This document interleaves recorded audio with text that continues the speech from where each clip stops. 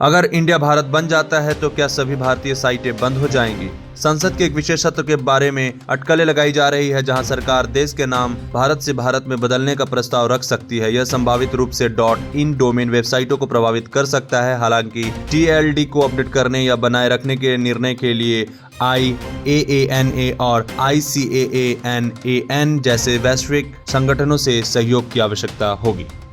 China ने बनाया ऐसा लेजर हथियार जो लंबे समय तक कर सकता है हमला।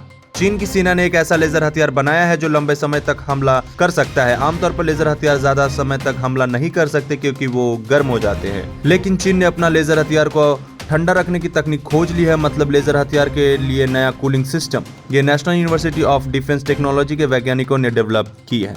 नोएडा में 15 सितंबर तक धारा 144 लागू। त्योहारों, परीक्षाओं, किसानों के विरोध और अन्य कार्यक्रमों के कारण गौतम बुद्ध नगर जिला नोएडा में 6 सितंबर से 15 सितंबर तक धारा 144 लागू की गई है। कोविड-19 प्रोटोकॉल का पालन किया जाना चाहिए। 6 और 7 सितंबर को कृष्ण जन्माष्टमी, 7 सितंबर को चेहल्लम और 12 सितंबर को द्रोणाचार्य मेला मनाया जाएगा।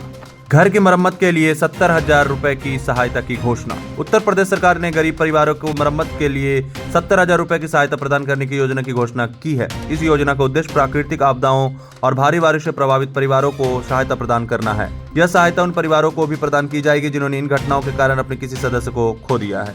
मेरठ में विश्व चैंपियन नीरज चोपड़ा की प्रतिमा से भाला गायब। ओलंपिक गोल्ड मेडलिस्ट और विश्व चैंपियन नीरज चोपड़ा के सम्मान में मेरठ में उनका एक स्टैचू लगाया गया है, जिसका भाला चोरी होने की खबर सामने आ रही है। मेरठ के हापुड़ हवाई अड्डे पर स्पोर्ट्स सिटी में 1 मंजिल की ऊंचाई पर नीरज चोपड़ा का स्टैचू लगाया गया है, जिसका भाला चोरी हो गया है। सोशल मीडिया पर इसका वीडियो वायरल हो रहा है। त्योहार से पहले चीनी की कीमतें 6 साल के उच्चतम स्तर पर।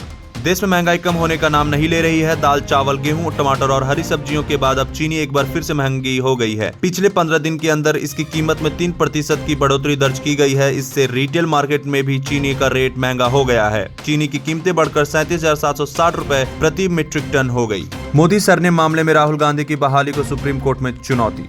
राहुल गांधी की दोष सिद्धि पर रोक के बाद लोकसभा में उनकी बहाली को सुप्रीम कोर्ट में चुनौती दी गई है। लखनऊ के वकील अशोक पांडे ने फैसले के खिलाफ दलील देते हुए एक याचिका दायर की है, जिसमें कहा गया है कि किसी सांसद या विधायक को तब तक बहाल नहीं किया जा सकता जब तक कि ऊपरी अदालत द्वारा आरोपों से बरी नहीं किया जाता। ACC ने एशिया कप 2023 के मैच कोलंबो में रखे हम्बनटोटा शिफ्ट करने से किया इनकार।